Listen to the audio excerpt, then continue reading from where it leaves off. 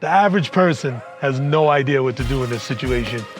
And with the recession that's here and the economy going the way it's going, the time is more important than ever to have a good auto repair business that can solve these problems for people who are keeping their cars longer than ever. Let's check one out right now. So the question is now a good time to open an auto repair business or expand your current auto repair business? Heck yeah, it is, right? Think about it. Economy's going down. People are tightening up the purse strings. Interest rates are going up. What does that mean?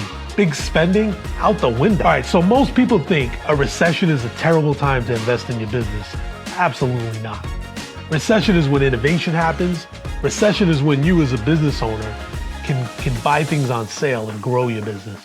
You know what I mean? You take market share from other people. People are just hanging on to the cars longer. A lot of people are getting repoed, which means they're gonna have to downgrade on the cars, which means downgraded cars need more maintenance, right? So instead of spending $50,000 for a car now with a brand new warranty and all of that, they'll buy a cheaper car and just spend $50,000 over 5 years on repairs. And there's your business model. Eastern Ave, Fall River, Mass. Busy street. We're talking upwards of 15,000 cars in there. Past Eastern Ave, there isn't really a whole lot in these neighborhoods. So they're all gonna come to this main road to your business. Current occupant does a great business, has good return on investment.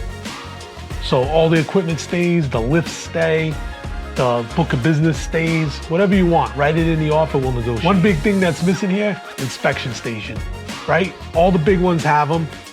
Seems like a good way to draw people in at least once a year and get your repairs done from there. So definitely worth the look. Let's connect and see if this space works for your business and help you grow.